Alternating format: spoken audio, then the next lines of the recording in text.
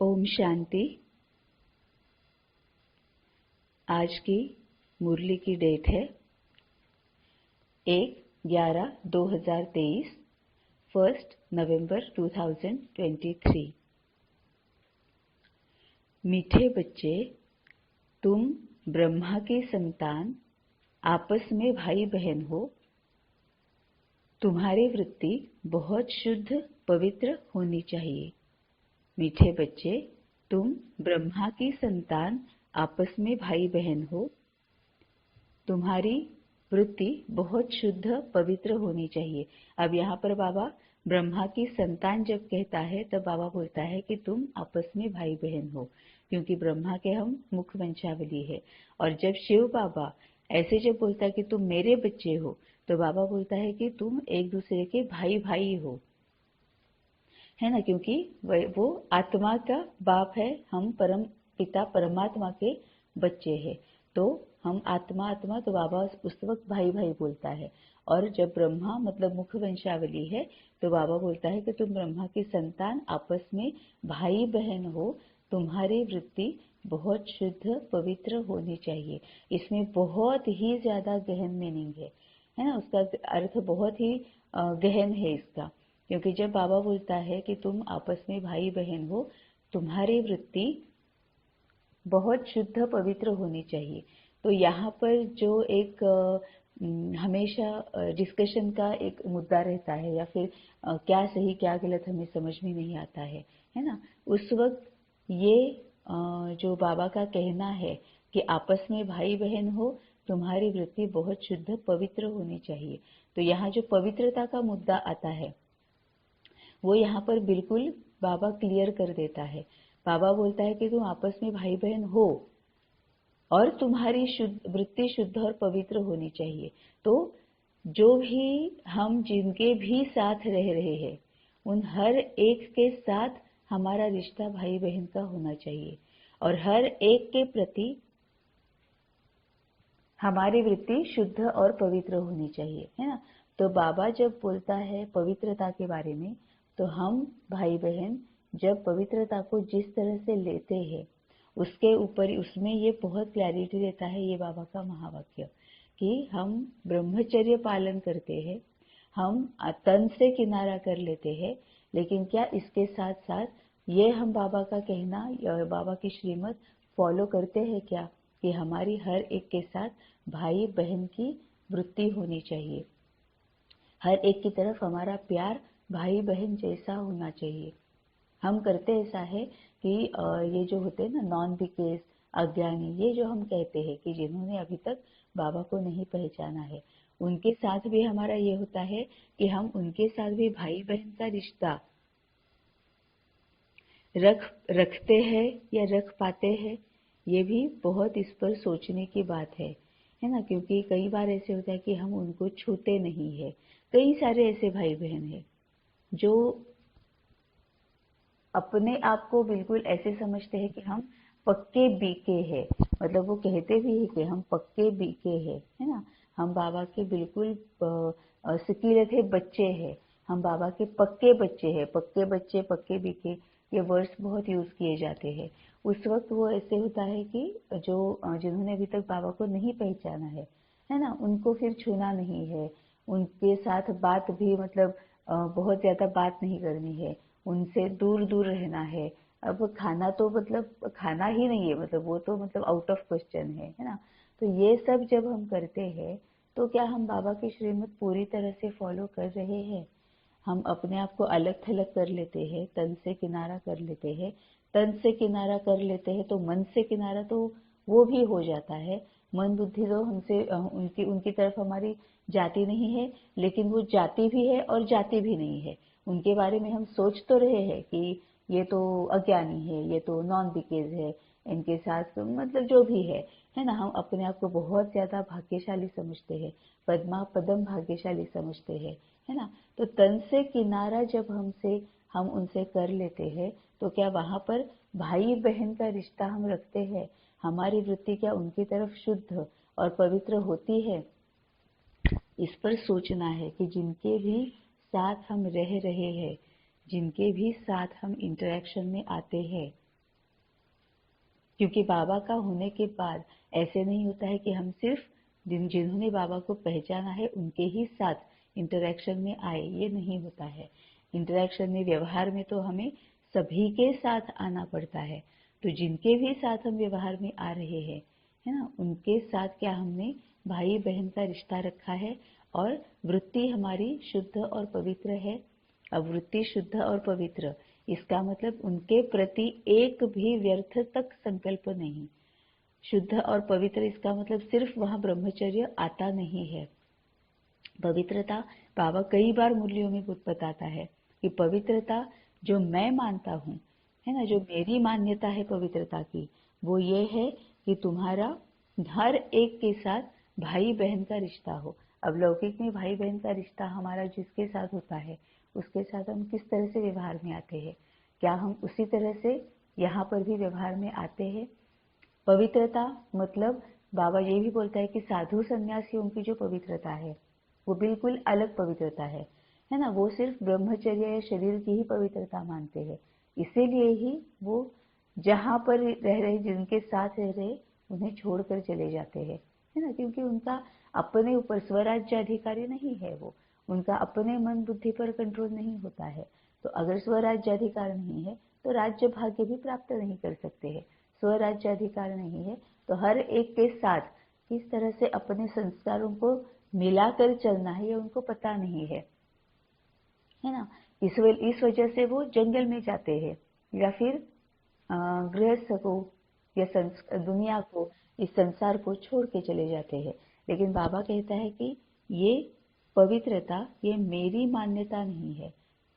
मेरी पवित्रता की मान्यता ये है कि हर एक के साथ भाई भाई का रिश्ता, और अगर जब तुम अपने आप को ब्रह्मा के बच्चे समझते हो तो हर एक के साथ भाई बहन का रिश्ता, और हर एक के लिए मन और बुद्धि में कोई भी व्यर्थ संकल्प तक नहीं, है ना। मतलब ये क्यों, क्या, ये भी कुछ नहीं, ये ऐसे क्यों है, वैसे क्यों नहीं, ये भी कुछ नहीं, ये कब समझेंगे, कब नहीं समझेंगे, ये भी नहीं, क्यों नहीं समझते हैं, ये भी नहीं, हम कितने भाग्यशाली, पद्मा पदम भाग्यशाली है, ये बिल्कुल सही है।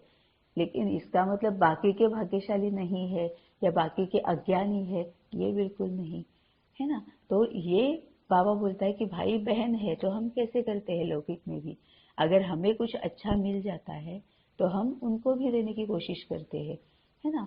तो वही वहां पर मतलब पूरी तरह से अंदर से एक्सेप्टेंस, और ये जो फिर बाबा बोलता है कि स्वीकार करने की शक्ति, समाने की शक्ति, और उनको उनके विकारों से छूटने के लिए सहयोग देने की पूरी तरह से वो शक्ति, सहयोग देने की शक्ति, है ना। तो अगर फॉलो करना है ये सब कुछ, हम अगर फॉलो कर रहे हैं, हर एक के साथ अगर हम भाई बहन का रिश्ता अगर हम रख रहे हैं, हर एक के प्रति वृत्ति जो है वो पूरी तरह से शुद्ध और पवित्र रख रहे हैं, तभी हम बाबा की मत श्रीमत को फॉलो कर रहे हैं। तो मीठे बच्चे, तुम ब्रह्मा की संतान, आपस में भाई बहन हो, तुम्हारी वृत्ति बहुत शुद्ध पवित्र होनी चाहिए। प्रश्न है, किन बच्चों के समझाने का प्रभाव बहुत अच्छा पड़ सकता है? किन बच्चों के समझाने का प्रभाव बहुत अच्छा पड़ सकता है? उत्तर है, जो गृहस्थ व्यवहार में रहते कमल फूल समान पवित्र रहते हैं। ऐसे अनुभवी बच्चे किसी को भी समझाए तो उनके समझाने का बहुत अच्छा प्रभाव पड़ सकता है, क्योंकि शादी करके भी अपवित्र वृत्ति न जाए, यह बहुत बड़ी मंजिल है। इसमें बच्चों को बहुत बहुत खबरदार भी रहना है। किन बच्चों के समझाने का प्रभाव बहुत अच्छा पड़ सकता है? जो गृहस्थ व्यवहार में रहते कमल फूल समान पवित्र रहे, है ना। अब बाबा यहाँ पर ये इसीलिए ऐसे कहता है क्योंकि जो गृहस्थ व्यवहार में है ना, वो मोह में भी है, लोभ में भी है, अपेक्षाओं में भी है, स्वार्थ में भी है, आलस में भी है, ईर्ष्या में भी है, द्वेष में भी है, मत्सर में भी है, अहंकारी भी है। सभी के सभी उनमें विकार होते जो है, अवगुण जो है, कमियां जो है, कमजोरियां जो है, वो सब उनमें होती है ना। उनमें भी सबसे ज्यादा रहता है मोह, लोभ और मोह ये उनमें बहुत ज्यादा रहता है। जब वो बाबा के पास आते हैं, है ना, तब तो बहुत ज्यादा एक तरह से के देखा जाए तो शंकर जैसा तांडव करना पड़ता है ना। जब गृहस्थ में रहने वाले, प्रवृत्ति में रहने वाले जब बच्चे बाबा के पास आते हैं, तो वो जब अपने आप को चेंज करते हैं, तो उनको मतलब एक एक छोटी बात के लिए, बाबा की श्रीमत पर चलने के लिए, बाबा की छोटी सी छोटी जो एक बाबा का कहना होता है, श्रीमत जो होती है, उसके लिए भी उन्हें बहुत ज्यादा तांडव करना पड़ता है। जितना ज्यादा तांडव करना पड़ता है उतना उनको अनुभव ज्यादा आते हैं। लिटरली स्टेप बाय स्टेप उनको सब कुछ पता होता है। अभी भी अगर हम पीछे मुड़कर देखेंगे तो जो गृहस्थ में जो है, उनके लिए कोई भी शायद ही ऐसा अनुभव होगा जो उन्होंने लिया नहीं है। एक कोई ही ऐसी कमी कमजोरियां अवगुण या विकार होगा जो उनमें नहीं है और जिनसे पार होने के लिए उन्होंने अनुभव नहीं लिया हुआ है ना। तो जो गृहस्थ में रहते हैं उनमें सभी तरह के विकार, कमी कमजोरियां अवगुण होते हैं।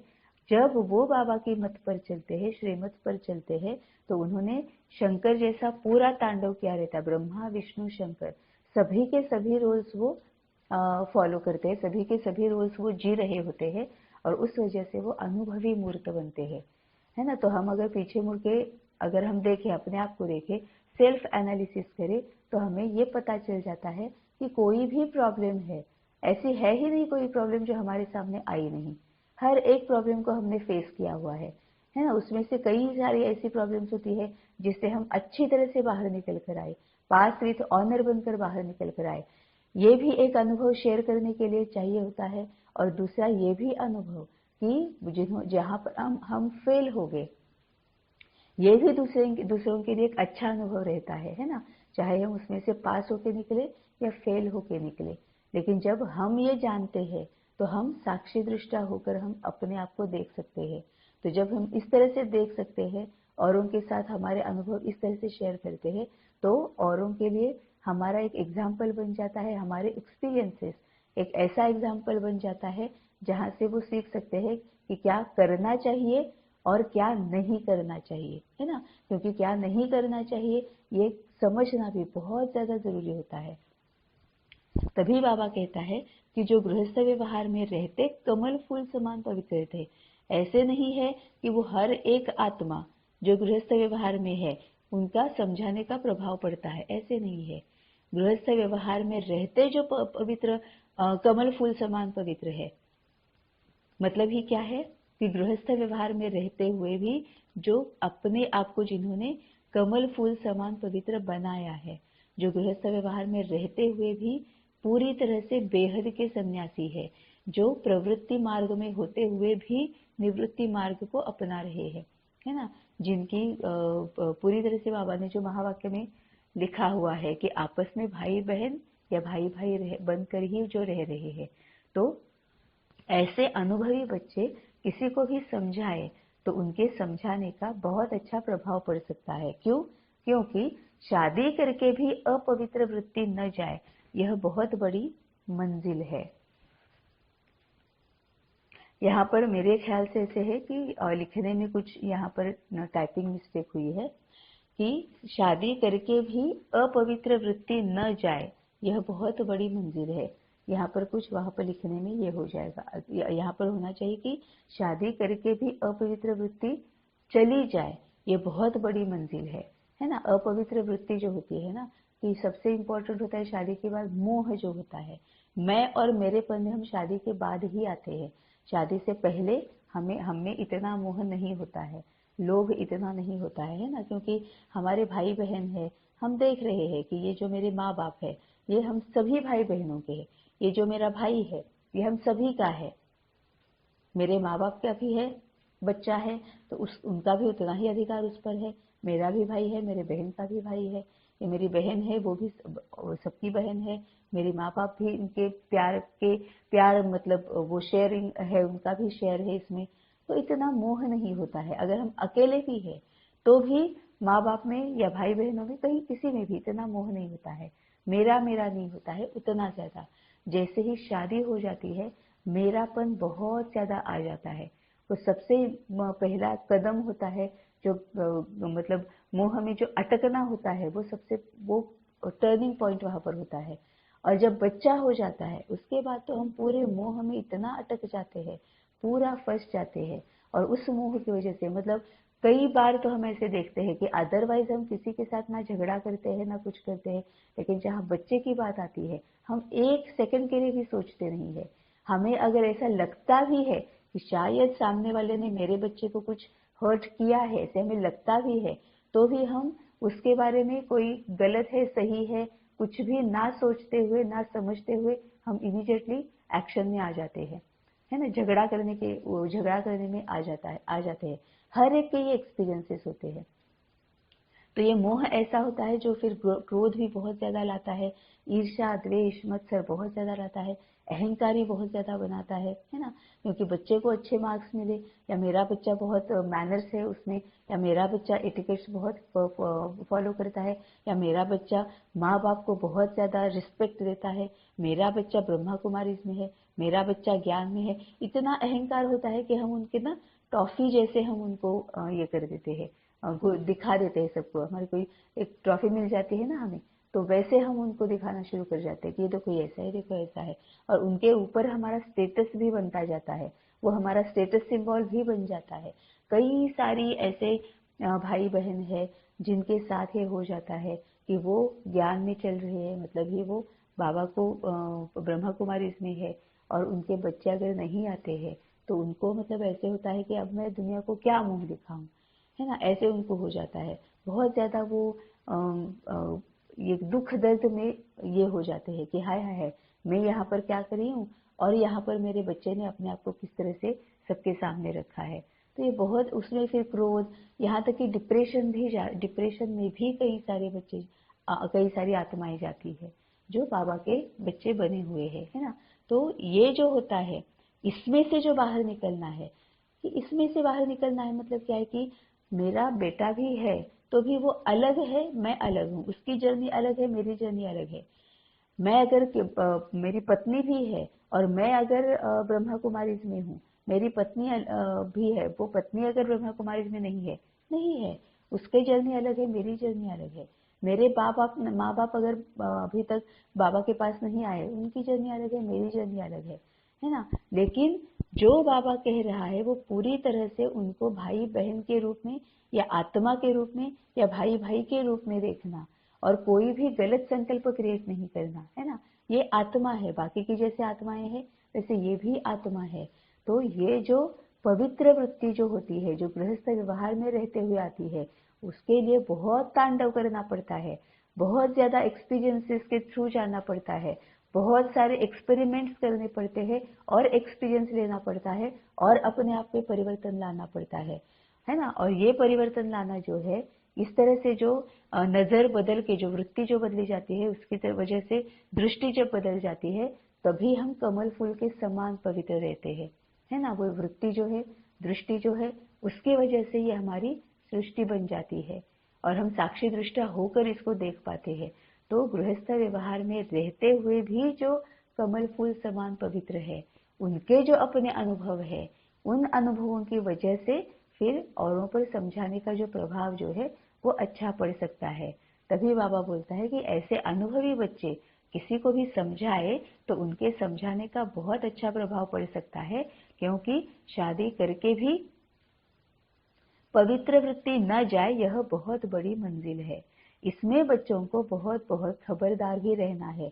जैसे कल बाबा ने कहा था कि अगर हम एक पैर भी स्टीमर से बाहर आ जाता है तो बस माया खा लेती है, कच्चा खा लेती है ना। चढ़े तो चाखे वैकुंठ रस, गिरे तो चकनाचूर, है ना। क्योंकि हम जितना ऊपर ऊपर चढ़ना शुरू हो जाता है, जितना हम सीढ़ियां चढ़ते जाते हैं, है ना, वैसे होता यह है कि एक भी गलती हमसे हो जाती है तो हम खुद ही इतने ज्यादा गिल्ट में आ जाते हैं, एम्बेरसमेंट में आ जाते हैं, इतने ज्यादा हमारा ही हमारे ऊपर प्रभाव पड़ता है। मतलब हम इतना अपने ही इसमें ढल जाते हैं, खो जाते हैं, गिल्ट में चले जाते हैं, इंसल्टेड फील करते हैं कि वहां पर चकनाचूर हो जाता है। तभी बाबा कहता है कि पश्चाताप की अग्नि में, पश्चाताप के आंसू आंसू मत रो, है ना, पश्चाताप में अपना समय वेस्ट मत करो।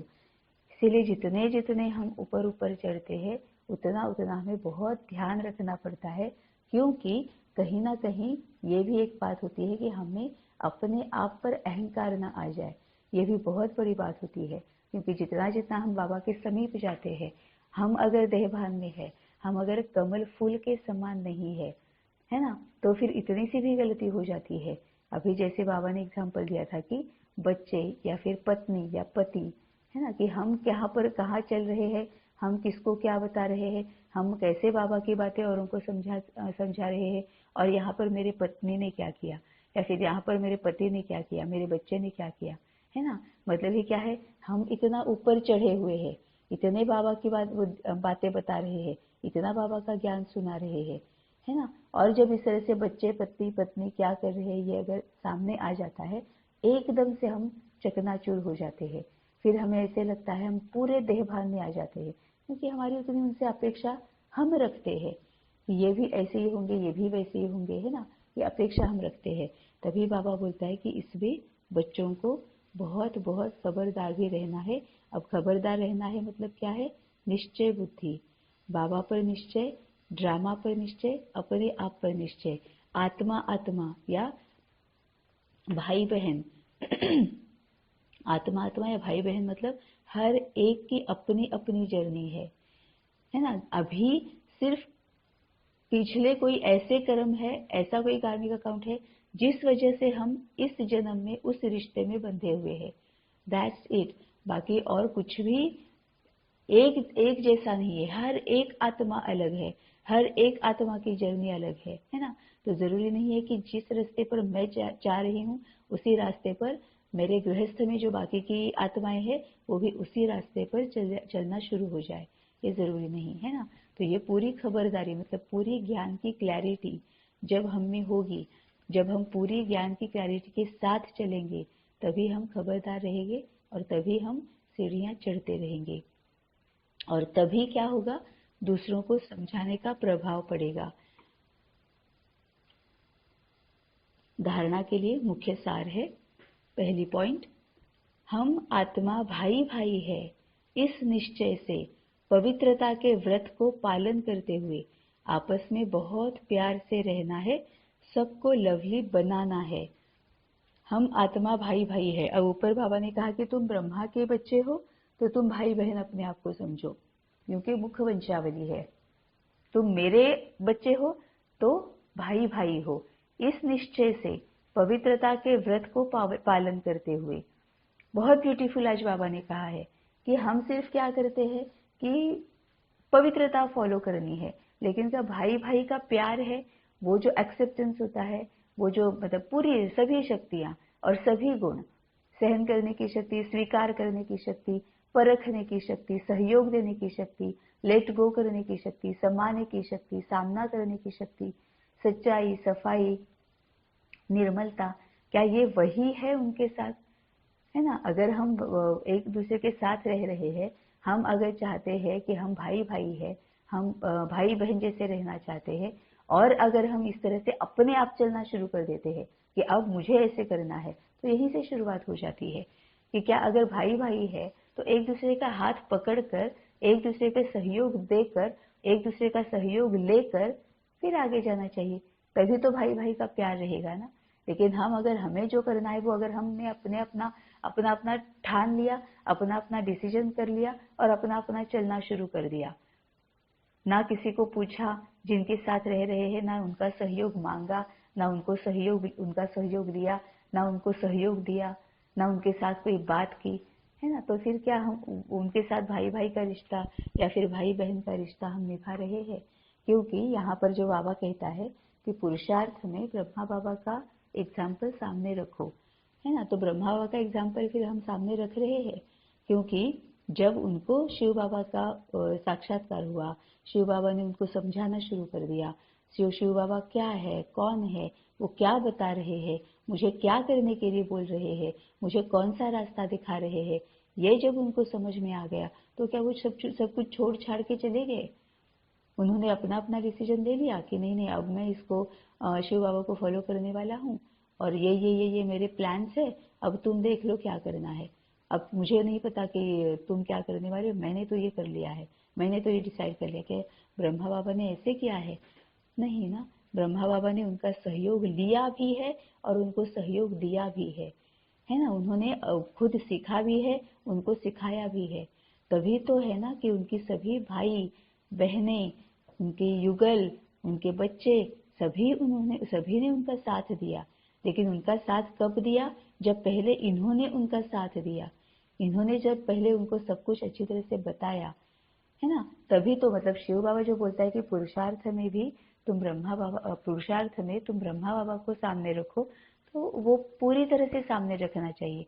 हमारा ये होता है कि श्रीमत पर चलना जो होता है ना, वो अपने अपने हिसाब से होता है कि हाँ मैंने ये समझा है, या फिर ये भी होता है कि देता श्रीमत बाबा है, लेकिन बाबा श्रीमत क्या दे रहा है ये हम समझते हैं हमारे किसी और ही बहन या भाई से, है ना, फिर वो कोई भी हो। तो बाबा की श्रीमत क्या है वो हम बाबा से नहीं समझते हैं। बाबा हमेशा मुरली में कहता है कि बच्चे मैं कौन हूँ, मैं क्या हूँ, मैं क्या चाहता हूँ, है ना, ये सब मुझसे तुम्हें पता चलेगा। मुझे पूछोगे तभी तुम्हें पता चलेगा। मेरा परिचय मैं तुम्हें दूंगा। मेरा परिचय कोई और देगा तो वो सही नहीं होगा, वो एक्यूरेट नहीं होगा। मेरा परिचय है ना। लौकिक में भी हम परिचय जब हम देते हैं तो हमारा परिचय हम जितना एक्यूरेटली दे सकते हैं उतना और कोई नहीं दे सकता है। तो बाबा बोलता है कि मेरा परिचय जब आके तुम्हें देता हूँ, है ना, तभी तुम्हें पता चलता है। तो बाबा की जो श्रीमत है, बाबा की जो मत है वो क्या है, वो बाबा ही हमें एक्यूरेटली बता देता है। लेकिन हमसे गलती क्या होती है कि मत है बाबा की, लेकिन वो क्या है वो हम समझ रहे किसी और से, और तभी फिर वहां पर हम मतलब गलत रास्ते पर चले जाते हैं। तभी बाबा बोलता है कि अच्छी तरह से मुझे समझ लो। तो बाबा क्या कहता है कि हम आत्मा भाई भाई है, और इस निश्चय से पवित्रता के व्रत को पालन करते हुए आपस में बहुत प्यार से रहना है, सबको लवली बनाना है ना। तो जो भी जिनके भी साथ हम रह रहे हैं, चाहे प्रवृत्ति में है चाहे निवृत्ति में है, जिनके भी साथ रह रहे हैं उनके साथ भाई भाई का प्यार निभाना है।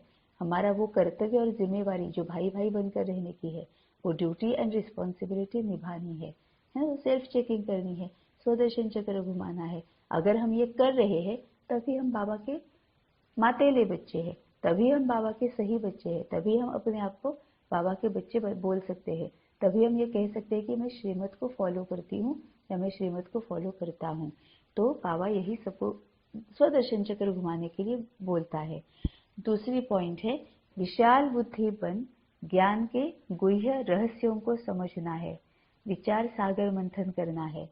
माया के वार से बचने के लिए देही अभिमानी हो रहने का अभ्यास करना है।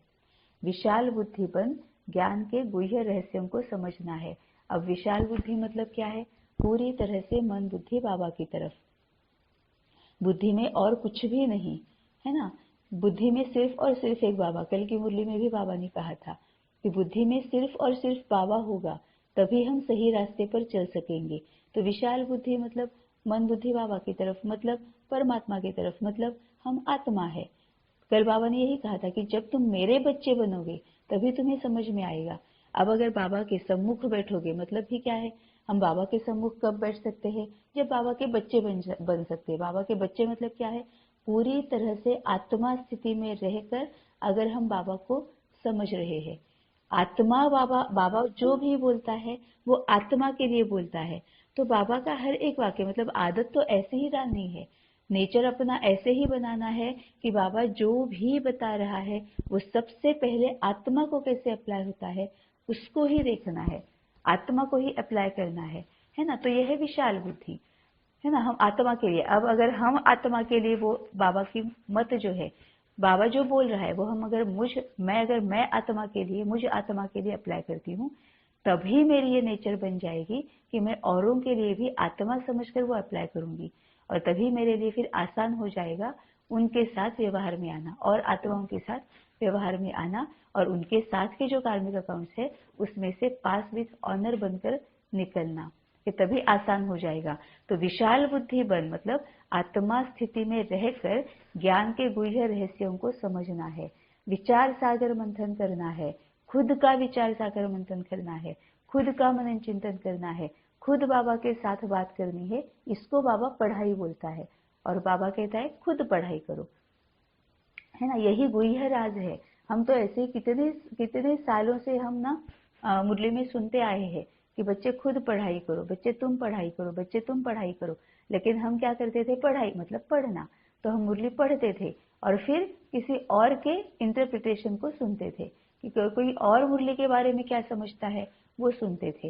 लेकिन बाबा कहता है कि बच्चे वो सुनो, लेकिन अपना मनन चिंतन फिर करो, क्योंकि हर एक की जर्नी अलग अलग है, हर एक के स्वभाव संस्कार अलग अलग है, हर कोई अपने स्वभाव संस्कार के अनुसार अपना इंटरप्रिटेशन सामने रखेगा, हर कोई अपने स्वभाव संस्कार के अनुसार बाबा को समझेगा, अपनी बुद्धि से बाबा को समझेगा, है ना। हो सकता है कि तुम्हें कोई और एंगल मिल जाए, तुम्हारे लिए क्या सही है तुम जानते हो, है ना। इसीलिए बाबा बोलता है कि रहस्यों को समझना है, विचार सागर मंथन करना है, खुद का मनन चिंतन करके पढ़ाई करनी है।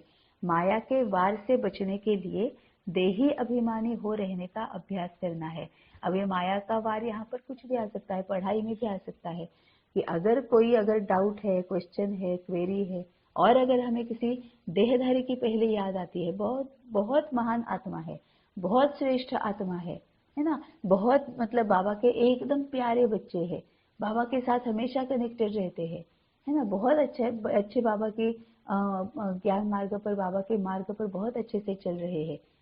फिर भी बाबा जो कहता है कि मन मना भव, मुझे ही सबसे पहले तुम्हें याद करना है और मुझे ही करना है, किसी और को नहीं करना है, करना ही नहीं है ना। तो अगर कितनी भी महान आत्मा है, कितनी भी न बाबा की श्रीमत को फॉलो करके, मतलब बाबा का बिल्कुल एकदम प्यारा बच्चा है, एकदम पक्का बाबा का बच्चा है, फिर भी पहले जाना है बाबा के पास, है ना। तो यहाँ पर भी माया ही तो आती है ना, हम क्यों किसी देहधारी को पहले याद करते हैं।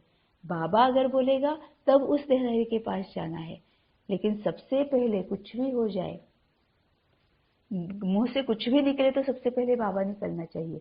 अगर डर लगा है, किसी भय में है, तब भी बाबा निकलना चाहिए। अगर दुख में है तभी बाबा निकलना चाहिए, खुशी में है तभी बाबा निकलना चाहिए, है ना। उसके बाद फिर बाबा जो बोलता है जिनके पास जाने के लिए बोलेगा, क्योंकि बाबा का जवाब या फिर बाबा का आंसर अगर हमारी समझ में नहीं आता है, कुछ भी करके बाबा हमें निमित्त आत्मा तक पहुंचाता ही है। अपने आप कुछ भी हो सकता है, अगर हमें बाबा की बात समझ में भी नहीं आ रही है तो भी बाबा ये जरूर हम तक पहुंचाता है कि हमें किसके पास जाना है। लेकिन हम उनके पास तभी जा सकते हैं एक्यूरेटली, कि बाबा जिनके पास भेजना चाहता है उनके पास हम तभी जा सकते हैं जब पहले हम बाबा के पास जाए। नहीं तो हम यहाँ जा रहे हैं, वहां जा रहे हैं, वहां जा रहे हैं, जिनके पास जाने के लिए बाबा ने बोला ही नहीं है तो वो भी तैयार नहीं रहते हैं, और फिर हम गलत दिशा में चले जाते हैं। क्यों? क्योंकि जब बाबा से आता है कि हमें किसके पास जाना है, तो बाबा भी उनको तैयार रखता है, आंसर के साथ तैयार रखता है। तो हमें वहां जाते ही हमारा हल मिल जाता है, कारण भी मिल जाता है, निवारण भी मिल जाता है। और यहाँ पर हमें देही अभिमानी रहना है, मतलब कि आत्मा स्थिति में रहना है। आत्मा स्थिति में है तो ऑटोमेटिकली परमात्मा से कनेक्टेड है, ऑटोमेटिकली ज्ञान की क्लैरिटी और शक्ति, है ना, वर्षा में मिल जाता है। तो ज्ञान की क्लैरिटी आ जाती है कि मुझे किसके पास जाना है, किसके पास नहीं जाना है, किस तरह से क्या सोचना है, बाबा की मतलब एग्जैक्टली क्या है, एक्यूरेट मत एक्यूरेट बाबा क्या बोलना चाहते हैं एक्यूरेटली समझ में आ जाता है। तो विशाल बुद्धिपन ज्ञान के गुह्य रहस्यों को समझना है। अब से तो अब तो मतलब इतना पिछाड़ी का समय चल रहा है कि अब तो हमारा ये पूरा नेचुरल नेचर बन ही जाना है कि चाहे जो कुछ भी हो जाए, सबसे पहले बाबा, कोई भी और नहीं, बस एक मेरा बाबा, एक तू। मतलब बाबा को ये तक बोलना है कि बाबा मुझे आंसर बाद में मिल जाए, मुझे आंसर मिलने में थोड़ा टाइम लग जाए तो भी मुझे कोई परवाह नहीं है, लेकिन मुझे तुमसे ही आंसर चाहिए। और बाबा फिर हमें इतनी शक्ति भरता है, हमें ऐसा करता है, फिर उसके लिए तैयार भी रहना है। फिर हमें फिर बाबा हमें जो जिस भट्टी से निकालता है ना, उस भट्टी से निकलने के लिए फिर हमें तैयार भी रहना है कि बाबा चाहे कुछ भी हो जाए, जब तुम मुझे बताओगे ना तभी मैं सुनूंगी, मुझे किसी और के पास जाना ही नहीं है, मुझे तुझे ही समझना है। लेकिन फिर उसके लिए अपने आप को तैयार रखना है, क्योंकि फिर बाबा का प्लान होता है कि तुझे फिर किस किस भट्टी से निकलना है, वो फिर बाबा का प्लान होता है। और फिर अपने आप को भी तैयार रखना है, बस बाबा का हाथ नहीं छोड़ना है, मन बुद्धि बाबा की तरफ से नहीं निकालनी है, इतना फिर करना है ना। तो ये तो संस्कार क्यों, और इसका भी क्या है, ये भी क्यों चाहिए, क्योंकि जब हम इस तरह से अभी बाबा के साथ रहेंगे, बाबा के पास रहेंगे, बाबा के लिए रहेंगे, उतना फिर वो जब भी हम अगले कल्प में हमारा वही संस्कार काम में आएगा कि हम किसी भी देहधारी के प्रभाव में आसानी से नहीं आएंगे, है ना। क्योंकि जब विकारों में आना शुरू हो जाएगा तो जो भी पहले पहले पहले पहले विकारों में आएंगे वो आ रहे हैं, उनको देख के बाकी की आत्मा आती है नहीं आती है, हमें कोई लेना देना ही नहीं रहेगा वहां पर भी, क्योंकि हम सिर्फ अपने आप में रह रहे, हम किसी के भी प्रभाव में नहीं आ रहे, किसी के प्रभाव में नहीं आएंगे, देहधारी के प्रभाव में नहीं आएंगे, तो हम विकारों में उनको फॉलो भी नहीं करेंगे, तो हम उनके विकार, उनको देख कर भी हम विकारों में नहीं आएंगे, बहुत देर से आएंगे, तो विकर्म भी कम होंगे, तो दुख दर्द भी कम होगा, और बाद में जब बाबा आएगा तब भी हम ज्यादा भटकेंगे नहीं, क्योंकि बाबा मुरली में ये भी कहता है कि जितना तुम पहले भक्ति में भटके हो ना, उतना ही यहाँ पर भी तुम भटकोगे। क्यों? क्योंकि कर्म की वंशावली है ना, जिनको हमने देखा है, जिनको देख देख के हम विकार में आए हैं, वही हमारा दरवाजा खोलने वाले हैं, वही हमें सही रास्ता दिखाएंगे, क्योंकि वैसा कार्मिक अकाउंट ही हमने बनाया है। इसको देख के इस विकार में आए, उसको देख के भी उस विकार में आए, इसको देख के ज्ञान मार्ग से हट गए, इसको देख के इस मार्ग में गलत दिशा में चल गए, तो उनके साथ जो कार्मिक अकाउंट हमने बनाया हुआ है, तो वो जब हमें सही रास्ते पर लेकर आएंगे तभी हम सही रास्ते पर आएंगे, तब तक हमें वेट करना पड़ेगा, है ना। लेकिन अगर अभी हम ये संस्कार पक्का बनाते हैं, ये हमारा नेचुरल नेचर बनाते हैं कि बस एक बाबा तू ही और कोई नहीं मेरे लिए, चाहे जो भी हो जाए, मुझे समझ में भी ना आ जाए, मुझे समझ में नहीं आ रहा है मुझे क्या करना है, इस वजह से मैं कंफ्यूजन में हूँ, मैं बहुत ज्यादा दुख दर्द में हूँ, फिर भी मैं तुझे नहीं छोड़ूंगी, दुख दर्द सह लूंगी यहाँ पर, लेकिन मैं तुझे नहीं छोड़ूंगी, मुझे जवाब तुझसे ही चाहिए। ये जब हम ठान लेते हैं और अपना वो नेचुरल नेचर बना लेते हैं, बाद में द्वापर में आने के बाद भी हम द्वापर में बहुत जल्दी नहीं आएंगे। क्यों? क्योंकि औरों को फॉलो नहीं कर रहे हैं, तो विक्रम कम होंगे, दुख दर्द कम होगा, और फिर जब बाबा के पास आएंगे ना अगले कल्प में, संगम में, तो वहां पर भी हम बहुत ज्यादा भटकेंगे नहीं, क्योंकि इस तरह के कार्मिक अकाउंट्स हमने बहुत ज्यादा क्रिएट ही नहीं किए हैं। तो डायरेक्टली जो आएंगे बाबा के पास ही आएंगे, भटकेंगे नहीं, डायरेक्टली बाबा के सही ज्ञान में आएंगे, है ना। या फिर कुछ बस एक दो ऐसे होंगे कि जिनके थ्रू हम बाबा के पास आएंगे। तो ये संस्कार अभी हमें पूरी तरह से अंदर भर लेना है। तो विशाल बुद्धि बन ज्ञान के गुह्य रहस्य को समझना है, विचार सागर मंथन करना है, माया के वार से बचने के लिए देही अभिमानी हो रहने का अभ्यास करना है। वरदान है, ज्ञान अमृत की वर्षा द्वारा महान बनने वाले मर जीवा भव। ज्ञान अमृत की वर्षा द्वारा महान बनने वाले मर जीवा भव। आप बच्चों पर बाप ने ज्ञान अमृत की वर्षा कर मुर्दे से महान बना दिया, जलती हुई चिता से उठाकर मर जीवा बना दिया, ज्ञान अमृत पिलाकर अमर बना दिया। लोग कहते हैं भगवान मुर्दे को भी जिंदा करता है, लेकिन कैसे करता है वह नहीं जानते थे। अभी खुशी है कि देह अभिमान के कारण पहले जो मरे हुए मुर्दे के समान थे, अभी मुर्दे से महान बन गए हैं। बाबा ने जो ऊपर कहा है ना कि ज्ञान के गुह्य राज को समझो, बाबा ने यहाँ पर बहुत बड़े गुह्य राज को समझाया है ना। जो भक्ति मार्ग में कहा जाता है कि ना भगवान के हाथ में सब कुछ है, भगवान कुछ भी कर सकता है, भगवान मरे हुए को भी जिंदा कर सकता है। कितना हम भक्ति मार्ग में सुनते आए हैं, सुनाते भी आए हैं कि एक पत्ता तक भगवान की मर्जी के बिना हिलता नहीं है, भगवान तो मरे हुए को भी जिंदा कर देता है।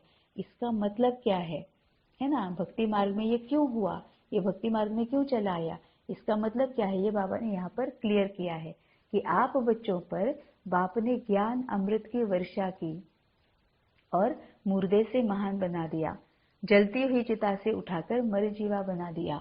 मतलब ही जलती हुई चिता से उठाकर, मतलब क्या है कि पहले बाबा के पास आने से पहले बाबा बोलता है ना सब कुछ भूल जाओ, तो बाबा के पास आए, बाबा को पहचाना, बाबा को बाबा कहा, बाबा के बच्चे बन गए, मतलब ही ये हमारा सतयुग का पहला जन्म है, यही हमारा पवित्र जन्म है। मतलब ही क्या है, हमारा दूसरा जन्म हो गया ना। पहले पहले जहां पर हम थे वहां से मर गए, तो हम और दूसरे नए जन्म, हमारा नया जन्म हो गया, तो नए जन्म में हम आ गए, है ना। तो पहले जन्म में जैसे लौकिक में, पिछले जन्म में हम कौन थे, कहाँ थे, कैसे थे, कुछ भी पता नहीं, किसके साथ थे, कुछ भी पता नहीं है, हम सब कुछ भूल गए। वैसे ही यहाँ पर हमें बाबा बोला है कि तुम मरजीवा बन चुके हो, तुम मरजीवा बन गए हो, मैंने तुम्हें मरजीवा बना दिया है। अब सेल्फ चेकिंग करना है कि क्या मैं मरजीवा बन गई हूँ। मरजीवा मतलब साक्षी दृष्टा, उपराम, कमल फूल समान, कुछ भी हम बोल सकते हैं उसके लिए, है ना। कई सारी सिनोनिम्स वहां पर है। मतलब ही क्या है कि अब ये मेरे माँ बाप है, अब ये मेरे भाई बहन है, अब ये मेरी पत्नी है, अब ये मेरा बच्चा है, अब ये मेरा पति है। इस रिश्तों में से निकलना है। हर कोई आत्मा है अब, है ना। क्योंकि लौकिक में भी क्या होता है, जो माँ बाप सिखाते हैं वही हम सीखते हैं। बच्चे जब तक हम है, जब तक हम बच्चे होते हैं, है ना, अपना अपना जब हम शुरू नहीं करते तब तक जो माँ बाप बोलते हैं वही हम सीखते हैं, वही हम करते हैं। तो अब यहाँ पर जन्म हमारा हो गया, नया जन्म हो गया। अब हमारे माता पिता कौन है, बाबा है। तो वो जो कह रहा है वही हमें सीखना है। तो शिव बाबा क्या बोलता है कि ना ना, ये तुम्हारे माँ बाप नहीं है, इन्होंने तो सिर्फ तुम्हें जन्म दिया है, ये तो आत्मा है, ये तुम्हारा भाई नहीं है, ये तो आत्मा है ना। ये तुम्हारा बेस्ट फ्रेंड या ऐसे कुछ नहीं है, ये तो आत्मा है ना। ये शिव बाबा बोलता है। तो अब हमें वही सीखना है कि ये आत्मा है, मैं आत्मा हूँ, बाबा परम आत्मा है, बाबा के साथ जुड़े रहना है ना। जैसे लौकिक में हम चाहते हैं ना कि हमारे जब बच्चे होते तो हम क्या चाहते हैं कि बच्चे मेरी सुनो, मुझे एक्सपीरियंस है, मुझे पता है क्या सही क्या गलत है, मैं जानती हूँ तुम्हारे लिए क्या सही है क्या गलत है। हम बच्चों को बोलते हैं, और बच्चों चाहते हैं कि मैं जो बता रही हूँ उस पर ही बच्चा चले, तो उसके लिए वो अच्छा है। वैसे ही अब बाबा हमारा माता पिता है, तो जो भी बाबा बोलता है वही सीखना है ना। कि तुम आत्मा हो, हाँ ठीक है मैं आत्मा हूँ, तुम मेरे बच्चे हो, अच्छा मैं बाबा का बच्चा हूँ, है ना। तो फिर बाबा जो बोलता है वही करना है कि बाकी के सभी आत्माएं हैं, कोई भी चाचा मामा नहीं है ना। तभी बाबा बोलता है। अब क्या हुआ, यहाँ पर बाबा ने मर जीवा बना दिया, और फिर बाबा ने क्या किया कि हम ऑटोमेटिकली जलती चिता से उठ गए और मरजीवा बन गए। जलती चिता से मतलब जब तक हम आत्मा नहीं समझ रहे थे, ये माँ है, ये बाप है, ये पत्नी है, ये पति है, ये बच्चे हैं, तो हम जलती चिता पर बैठे हुए थे। क्योंकि वो खुश रहते थे, हम खुश हो गए, वो दुखी हो गए, हम दुखी हो गए, उन्होंने डरा दिया, हम डर गए, है ना। उनकी कोई अपेक्षा पूरी नहीं हुई, हम भी एकदम ये हो गए, है ना। तो उनके हाथ में हमने सब कुछ अपना कंट्रोल दिया हुआ था, हमारे हाथ में कोई अधिकार नहीं था। स्व तो था ही नहीं, स्व का तो पता ही नहीं था, तो स्वराज्य तो पता ही नहीं था, तो अधिकार भी नहीं था, है ना। तो जलती हुई चिता, तिल तिल मरते थे हम, तिल तिल मरते थे, है ना, हमें भी पता है, हम सब ने एक्सपीरियंस किया है। तो जलती हुई चिता से उठाकर मरजीवा बना दिया। अब हम मरते नहीं है, क्यों, क्योंकि हमने ये गुह्य राज जाना है। बाबा ने जो बताया कि तुम आत्मा हो, मैं परमात्मा हूँ, वो भी आत्मा है। तो हमने वो यह राज जान लिया कि मैं आत्मा हूँ, वैसे वो भी आत्मा है, मेरी जैसी जर्नी है उसकी भी वैसी ही जर्नी है, मेरे अलग कार्मिक अकाउंट है, उसके अलग कार्मिक अकाउंट है, मेरा स्वभाव संस्कार अलग है, उसका स्वभाव संस्कार अलग है ना। तो फिर अब हमने मरना खत्म हो गया। तिल तिल मरना जो होता है ना, ऐसे क्यों वैसे क्यों, हाय हाय मैं क्या करूं, अब ये इतना दुखी क्यों है ना, ये सब कुछ मरना बंद हो गया। ज्ञान अमृत पिलाकर अमर बना दिया। ज्ञान बाबा ने ऐसा दिया कि तुम आत्मा हो, और फिर अमर बना दिया मतलब जगा दिया। लोग कहते हैं भगवान मुर्दे को भी जिंदा करता है, लेकिन कैसे करता है वह नहीं जानते थे, है ना। हम भी कितनी बार बोलते आए कि भगवान तो मरे हुए को भी जिंदा करता है। अब हमें बाबा ने जिंदा कर दिया है। तभी ऊपर बाबा ने कहा कि जितना तुम अनुभवी मूर्त बनोगे, उतना तुम औरों को समझाने में मतलब विजयी हो जाओगे, है ना। क्योंकि हमारे अनुभव जो होते पूरी क्लैरिटी आ जाती है, हम उस अनुभव से जाते हैं, तो हमें छोटी छोटी छोटी बातें भी पता हो जाती है। फिर हमें औरों को बताना आसान रहता है। क्यों, क्योंकि हम रहम दिल बनते हैं। क्यों, क्योंकि हम जानते हैं कि मैं जिसमें से गुजर कर आई हूँ, उसमें से ही अभी यह आत्मा गुजर रही है।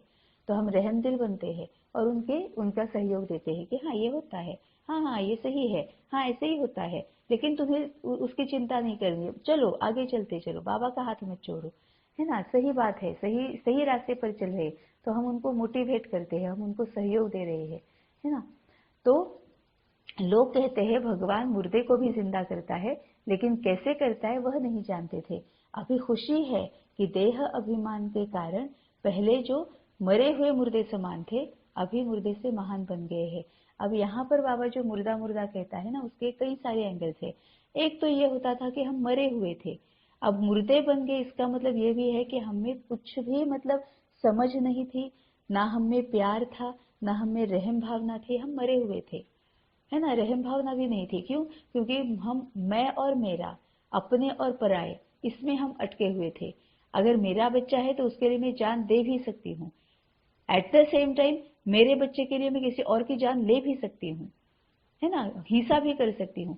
जैसे बाबा बोलता है हिंसा मतलब कोई जरूरी नहीं कि जाकर उनको खत्म ही कर दे, नहीं, हिंसा मतलब उनको अशांत करना, बिना समझे हुए उनको गलत बातें बोलना, है ना। क्यों? क्योंकि यहाँ पर मुंह में फंसे हुए थे कि बच्चे ने क्या किया है, सही किया है, गलत किया है, वो जो बोल रहा है वो झूठ है, सही है, बिना जाने।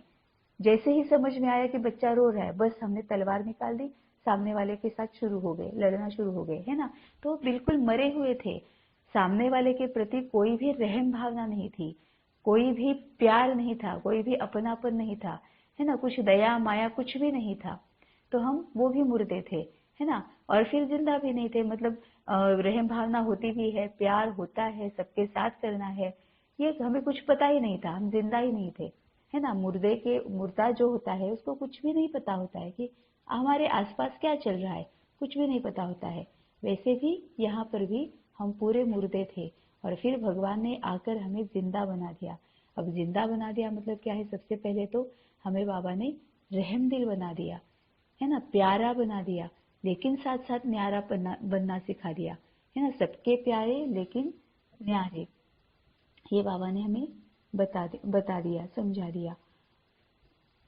तो ज्ञान, अब आप बच्चों पर बाप ने ज्ञान अमृत की वर्षा कर मुर्दे से महान बना दिया, जलती हुई चिता से उठाकर मरजीवा बना दिया, ज्ञान अमृत पिलाकर अमर बना दिया। लोग कहते हैं भगवान मुर्दे को भी जिंदा करता है, लेकिन कैसे करता है वह नहीं जानते थे। अभी खुशी है कि देह अभिमान के कारण पहले जो मरे हुए मुर्दे समान थे, अभी मुर्दे से महान बन गए। स्लोगन है, धर्म में स्थित हो कर्म करने वाले ही धर्मात्मा है। धर्म में स्थित हो कर्म करने वाले ही धर्मात्मा है। अब सबसे पहले धर्म कौन सा है? आत्मा का धर्म है। सबसे पहले बाबा ने हमें वो बताया कि मैं आत्मा हूं। अब आत्मा धर्म में रहकर अगर हम कर्म में आते हैं तभी हम धर्मात्मा है ना। अब आत्मा का सबसे पहला धर्म क्या है?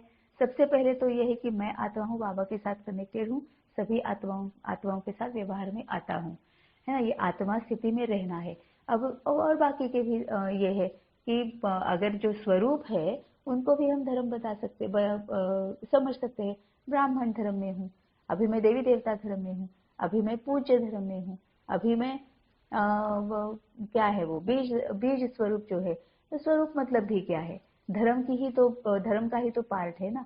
तो हम जो पूरे दिन भर में जो हम स्वरूप में रहते हैं ना, रहते ही है, सभी स्वरूप में रहना ही होता है। हम रहते भी है, लेकिन हम अवेयर नहीं होते कि अरे हाँ मैं स्वरूप में ही हूँ, है ना। जब मैं अपने बच्चे के साथ होती हूँ तो ब्राह्मण स्वरूप, फरिश्ता स्वरूप, बीज स्वरूप सभी में हूँ, आत्मा स्थिति में होती हूँ, है ना। तो ये जो है कि धर्म में स्थित हो कर्म करने वाले ही धर्म आत्मा है, धर्मात्मा है। तो पहले कौन कौन से धर्म में मैं हूँ, अगर इसके ऊपर हम जितना मनन चिंतन करेंगे, जितना विचार सागर मंथन करेंगे, उतना फिर हमें वो क्लैरिटी आ जाएगी कि कोई एक एंगल में ही अगर हम सोचेंगे तो फिर उसी से ही जो रिलेटेड है उतना ही समझ में आ जाएगा। लेकिन हम जितना मनन चिंतन करेंगे, विचार सागर मंथन करेंगे, बाबा के साथ करेंगे, औरों के साथ करेंगे, शेयर करेंगे, उतना कई सारे एंगल्स भी मिल जाएंगे और पूरी क्लैरिटी भी आ जाएगी। तो धर्म में स्थित हो कर्म करने वाले ही धर्मात्मा है। ओम शांति।